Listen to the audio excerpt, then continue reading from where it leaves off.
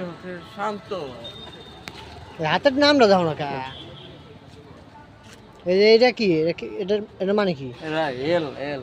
এটা এন বেড়া N N আমার নাম হইলো নাকি রকম শান্ত বাড়ি কোথায় কও বাড়ি হইলো শাহিন বাকারি মালিক খার গ্যারেজ পাকদি পাক দি তাহলে গানটা গাও না ওই তোমার কি গানটা শোনাবো বলে তাই আরে ওই যাইবি দেড় নাইকা গেলে সমস্যা নেই তুমি কয়ে লাও